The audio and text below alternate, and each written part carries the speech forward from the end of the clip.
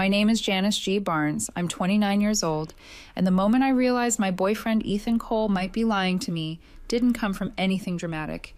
It came from a single question about dinner. We had been together for 2 years, living in a quiet apartment in Denver that felt like ours in every way that mattered. We weren't one of those couples who needed constant excitement. We liked routines, shared calendars, casual check-ins during the day, knowing where the other person was without it feeling like surveillance. It wasn't control, it was comfort. At least that's what I thought. 3 months ago, something shifted. It started small. Ethan turned off his location sharing.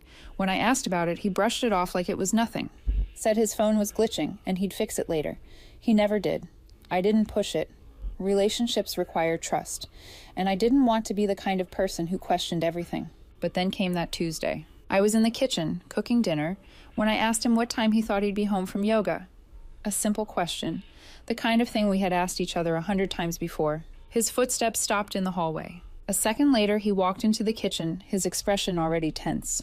"Why are you always following me around wanting to know where I am?" he snapped. I just stood there, spatula in hand, trying to process what he had just said.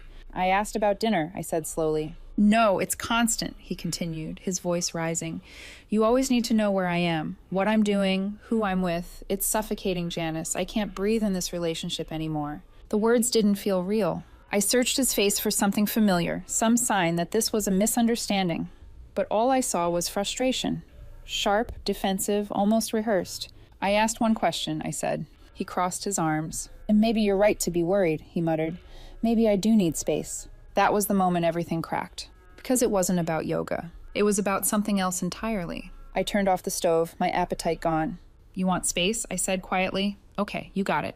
That night, he left for yoga and didn't come home until almost 11. I didn't ask where he had been.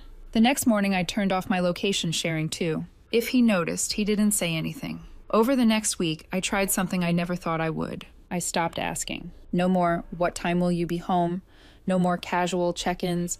No more curiosity about his plans. I responded when he texted me, but I didn't initiate anything. I became distant, polite, like a roommate. And the strangest part? He seemed relieved. That was when I knew something was seriously wrong. A healthy partner doesn't relax when the connection disappears. A few days later, I met my friend Lucas for coffee. He watched me stir my drink for a full minute before saying, "You've been quiet. What's going on?" I told him everything. The argument, the distance, the way Ethan had flipped something normal into something toxic. Lucas didn't hesitate. "That's projection," he said. "Projection?" "Yeah, people accuse you of what they're doing. It's easier than admitting the truth." I shook my head. "He's not cheating."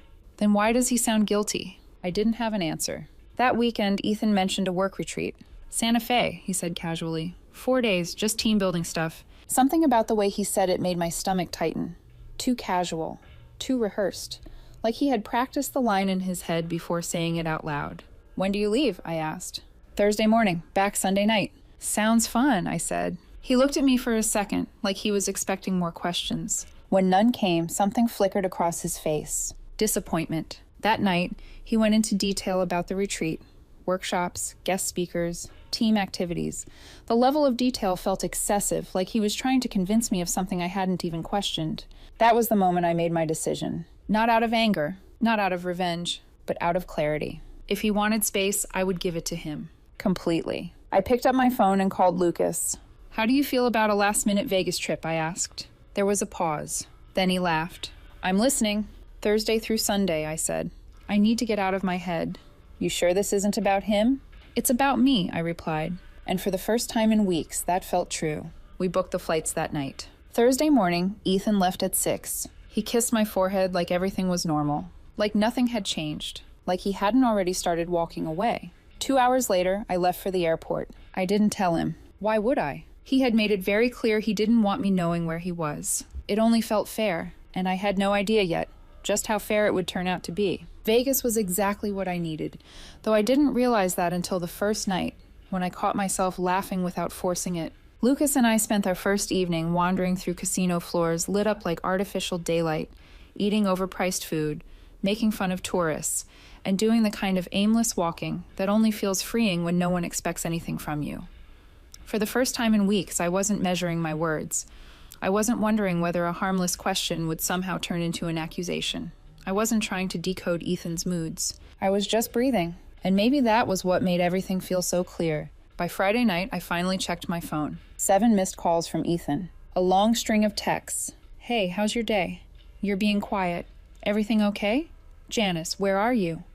Why aren't you answering? I can't see your location. Did something happen? Janice, I'm getting worried. Please respond. This isn't funny. Call me. I stared at the screen, something cold and almost amused settling over me. Lucas leaned over and read a few of them, then let out a short laugh. That's rich. Isn't it? He loses access to you for one day and suddenly it's a crisis. I should have felt guilty. A small part of me did, but it disappeared almost immediately under the weight of the irony. A week earlier, he had stood in our kitchen and made me feel insane for asking one normal question. Now he was unraveling because he didn't know where I was. I texted back, I'm fine, taking some space, talk Sunday. My phone rang almost instantly. I declined it. He called again. I declined again. A second later, another message appeared. Where are you? I looked at it for a moment, then slipped my phone back into my bag. Saturday was even better. Lucas and I spent that afternoon at a rooftop pool, and somewhere between the bright heat, the cold drinks, and the noise of strangers around me, I felt something inside me loosen. I hadn't understood how tense I'd been until I was away from him. Away from the constant feeling that I needed to be careful, smaller, quieter, easier to deal with. That evening, I turned my phone back on. 23 missed calls. A voicemail. I listened to it outside the hotel while the city buzzed around me. His voice was shaking. Janice, please. I don't understand what's happening. I called your office and they said you took personal days. I called your mom and she doesn't know where you are. I'm freaking out. Please just tell me you're safe. Lucas raised an eyebrow when I told him. He called your office? And my mom. That's not concern, he said. That's panic because he lost control of the narrative. Maybe he was right. I called Ethan back. He picked up before the first ring finished. Janice, oh my God, where have you been? I told you, I'm fine. That's not the point. Where are you? I leaned back against the railing and looked out at the lights. Does it matter? Silence. Then, softer, yes, it matters. That almost made me laugh. Interesting, I said, because last week, asking where you were was suffocating. This is different. No, I said evenly. It really isn't. He exhaled sharply. You disappeared. I told you I was taking space. You said you needed it. I'm just respecting the new rules. Janice, please stop doing this. Doing what? This, turning everything around. I closed my eyes. There it was again. That same tactic. Make me sound unreasonable. Make my reaction the issue instead of his behavior. I'll see you Sunday night, I said.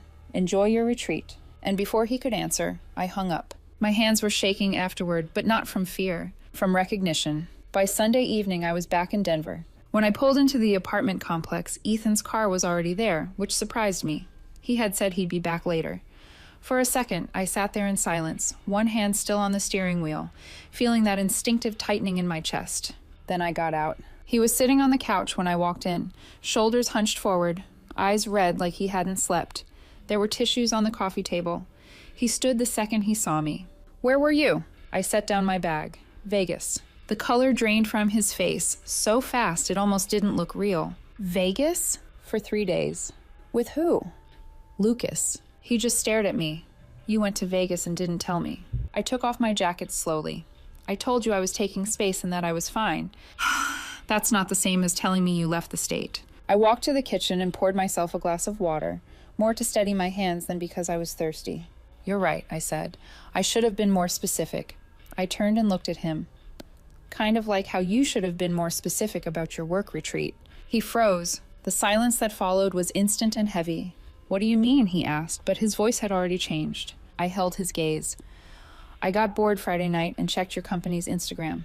They posted photos from the team building event. I let the words settle. It was in Denver. He didn't move. Didn't blink. Funny, right? I said, since you were supposedly in Santa Fe. His face went completely pale. And in that moment, before he even spoke, I knew. Not just that he lied, but that he had been lying for a while. Where were you really, Ethan? He opened his mouth, closed it, sat down like his legs had given out beneath him. I can explain. I gave a small nod. I'm sure you can. He rubbed both hands over his face, breathing hard. I was in Boulder. With who? A few friends. What friends? He hesitated too long. And when he finally answered, I felt the bottom drop out of my stomach. People from my climbing group. Names. Janice, please. Names. His eyes flicked away from mine. Megan, Olivia, Tyler. Another pause. And Rachel. Rachel, I knew that name. The same Rachel he had told me not to worry about 6 months ago. The one who kept texting him late at night. The one he insisted was just a friend. I set my glass down carefully. Rachel? He said nothing. The same Rachel you said I was overthinking. Nothing happened, he said quickly. I laughed once, sharp and empty. Then why lie? Because you would have made it weird. That sentence lit something in me. I would have made it weird? Ethan, I asked what time you were getting home from yoga, and you practically accused me of keeping you in a cage. He stood up again, agitated now, pacing. Because I knew you'd react like this. React like what?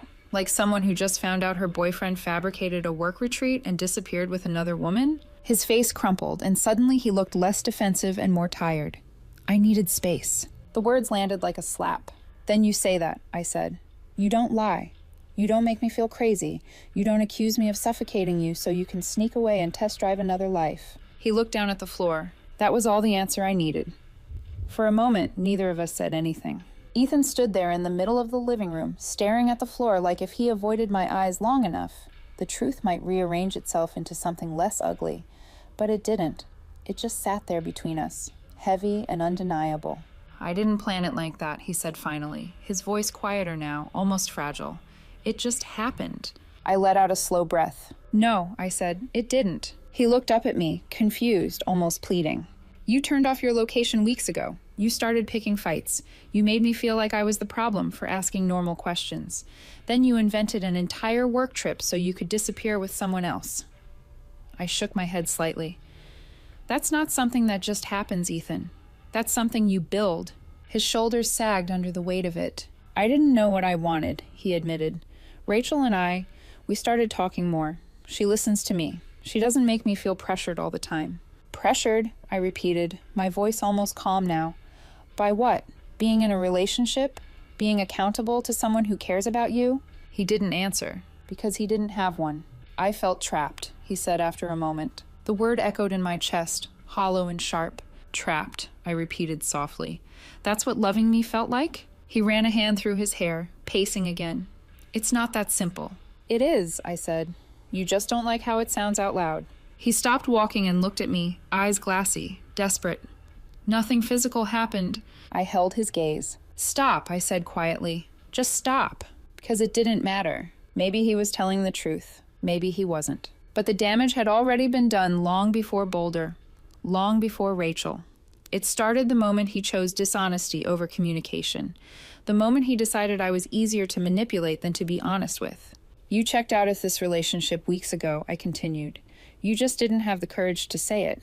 That's not true, he said quickly. I love you. I almost smiled at that.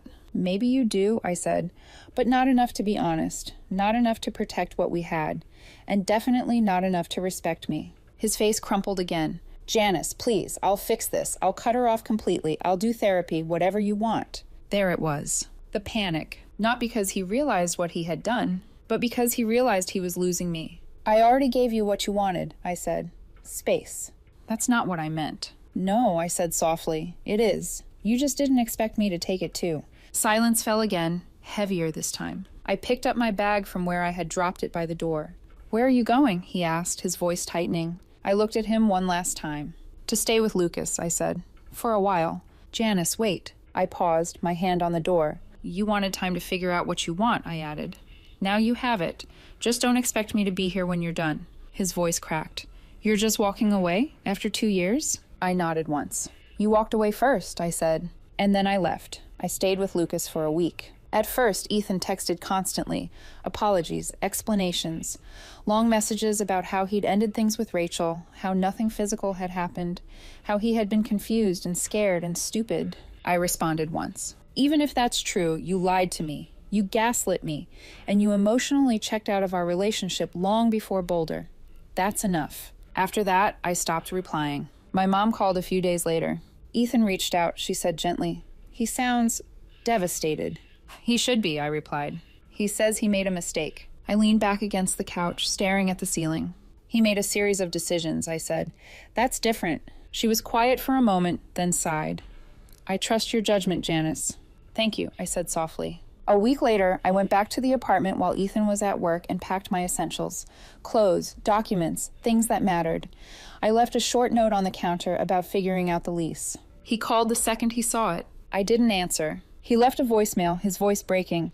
"Please, can we just talk face to face? I know I messed up. I ended things with Rachel completely. I blocked her. Just give me one chance to explain everything." I deleted it. 2 weeks later, we met at a coffee shop. Not to reconcile, just to finalize everything. He looked exhausted. Dark circles under his eyes, hair unkempt, like he hadn't been sleeping. When he saw me, something flickered in his expression. Hope, maybe. "I ended it with Rachel," he said immediately. "Nothing physical happened, but I ended it anyway. I told her I was confused and that I made a huge mistake." I stirred my coffee slowly, watching the cream swirl. "Okay," I said. "I'm sorry, Janice," he continued, his voice shaking. "I got caught up in the attention, the excitement. I convinced myself our relationship was the problem, when really, it was me." I nodded once. "You're right," I said. "It was." He swallowed hard. "Can we try again?" he asked. "Maybe therapy. I'll do whatever it takes." I looked at him then. Really looked at him. And for the first time in a long time, I didn't feel confused. I didn't feel torn. I just felt clear. "Ethan," I said gently, "you didn't just make one mistake. You built an entire situation around dishonesty. You changed the way I saw myself just so you wouldn't have to feel guilty about what you were doing." His eyes filled with tears. "That's not something therapy fixes," I added. "That's something you have to fix on your own." "So that's it?" he whispered. 2 years? Gone?" "You made that decision in Boulder," I said. "I'm just accepting it." He looked down at that table, shoulders shaking. "I love you," he said quietly. I believed him. "But it didn't change anything." "Maybe you do," I said. "But love without trust doesn't mean anything." I stood up, leaving cash on the table for both coffees. "The lease is up in 3 months," I said. "I'll keep paying my half until then. After that, it's yours, or you can find someone else." He didn't respond. I walked out. 3 months later, I was in a new apartment with a coworker. Life felt lighter, not perfect, but peaceful. I started dating again, slowly. Nothing serious, just reminding myself that connection didn't have to feel like tension. Ethan texted me once more. "I miss you. I was wrong about everything.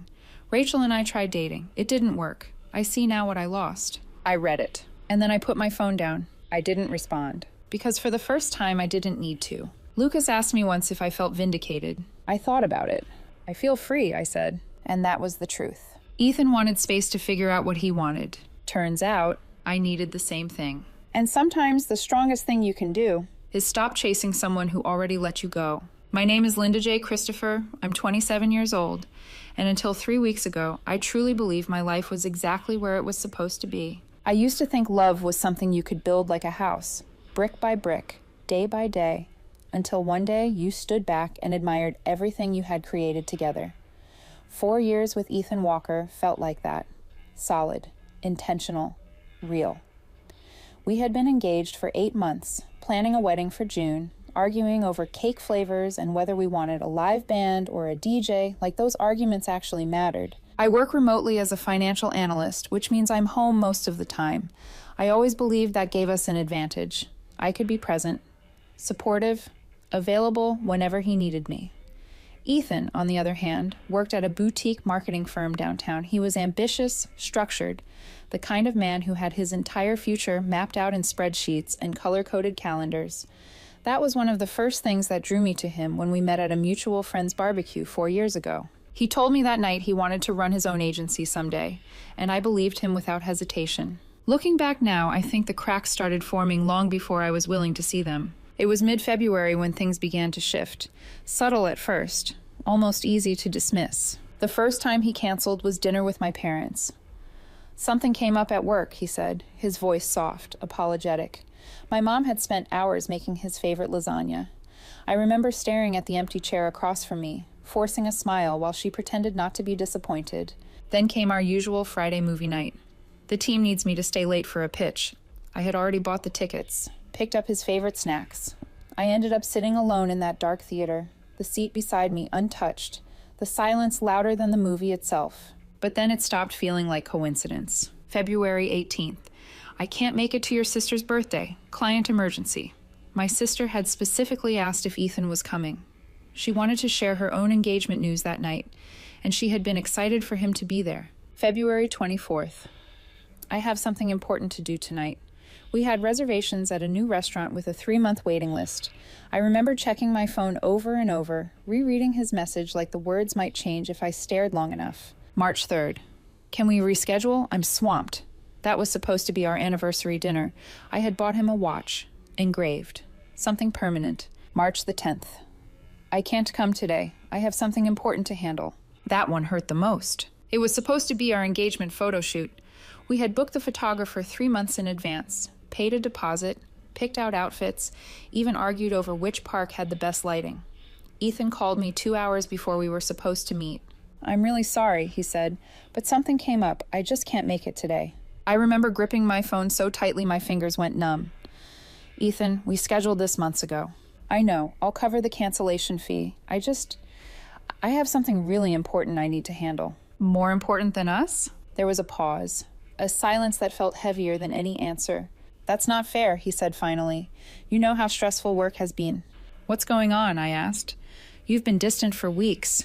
I'm just stressed, Linda, that's it. His tone had that edge to it, the kind that shuts doors instead of opening them. And like an idiot, I let it go. I rescheduled the shoot, told myself it was just a rough patch, that relationships go through phases, that love meant being patient. But deep down, something in me had already started to break. That night, around 9, I was half paying attention to a show when my phone buzzed. It was Chloe. Hey, weird question. Is Ethan okay? Like, with you? I frowned. Yeah, why? I just saw someone who looked exactly like him going into the Heights apartments on Westbrook. My heart skipped. The Heights apartments. I knew that place. Sophie lived there. His ex. She's working late, I typed back quickly. Are you sure it was him? Pretty sure, Chloe replied. He was with someone. Tall woman, dark hair.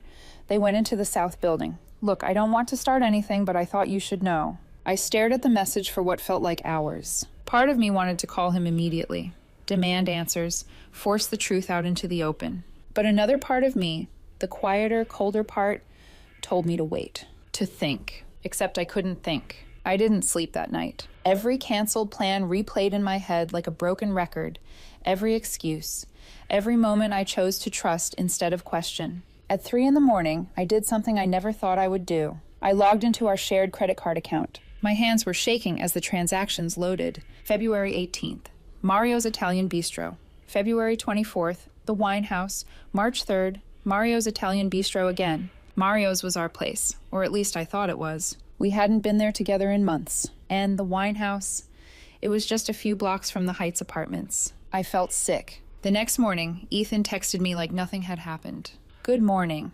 Sorry about yesterday. I'll make it up to you this weekend. I stared at the message, my chest tight. Part of me wanted to confront him right then, but I needed proof. Real proof. So I made a decision. I ordered flowers. Not just any flowers. White lilies. His favorite. I had them delivered to his office that afternoon with a simple typed card tucked inside. I know about Sophie. We need to talk. No name, no signature. If he was innocent, he'd be confused. If he wasn't... My phone rang 30 minutes later. Did you send me flowers? Ethan's voice was sharp, panicked. No, I said calmly. Why? Someone sent me flowers with this weird card and I just... He trailed off, his breathing uneven. What did the card say? Nothing. Just some stupid prank. But his voice was trembling. Ethan, I said softly, what's going on? Nothing. I have to go. He hung up. And for the first time in 4 years, I realized I didn't recognize the man I was about to marry. That night, he didn't come home. Ethan texted me around 7 that evening and said he was staying at his friend Natalie's apartment because he needed space to think. I didn't argue. I didn't beg him to come home. The truth was, I was relieved not to see his face until I knew exactly how deep this went. Instead, I called Chloe and asked her to tell me everything again, slowly this time, every detail she could remember. She sounded guilty, like she wished she had never seen anything at all, but she told me anyway. Ethan had been wearing the navy jacket I bought him for Christmas. He was laughing. Not the polite kind of laugh he gave coworkers or family. A real one. Easy. Comfortable. He had his hand resting on a woman's lower back as they walked into the building. Chloe never got a clear look at her face, but tall, dark hair, elegant coat. It was enough. Sophie fit the outline too perfectly. After I hung up, I sat in the apartment for a long time, listening to the quiet like it was trying to warn me about something. Then I noticed his laptop on the dining table. He had left in such a rush that morning he forgot it. For a few minutes I just stared at it. I knew opening it would cross a line. I knew once I did, there would be no going back to denial, no soft version of the truth left to hide inside. But I was already standing in the ruins of something. Privacy felt like a luxury people in honest relationships got to keep. His email was still open. My fingers trembled as I scrolled through his inbox until I found a thread from 3 weeks earlier. The subject line read, "So good hearing from you again." It was from Sophie. The first messages were careful, harmless on the surface. She congratulated him on the engagement. He thanked her. She asked how life had been. He said busy, but good. Then the tone changed. The emails got longer, warmer, personal. They started talking about old trips, old restaurants, private jokes that belonged to another life, another version of him that I suddenly realized had never fully died. Then I found the message dated February 16th. Sophie wrote, "We should catch up in person sometime. Coffee?" Ethan replied, "I'd like that." February 18th. The night he missed my sister's birthday, there was another message from her. "Last night was amazing. I forgot how easy this feels with you." My stomach twisted before I even opened his response. "I missed this too, more than I expected." I covered my mouth with my hand, but it didn't stop the sound that came out of me. It was too broken to be called a sob, too raw to be called anything else. The emails kept going. Drinks became dinner. Dinner became private meetings. Private meetings became him going to her apartment just to see the place. On March 10th, the day of our engagement shoot, Sophie wrote, "Still good for 7 tonight?" Ethan answered with a heart. A heart. Such a small thing, one stupid symbol, and somehow it shattered me more than all the sentences before it. I closed the laptop and sat in the dark for what felt like forever.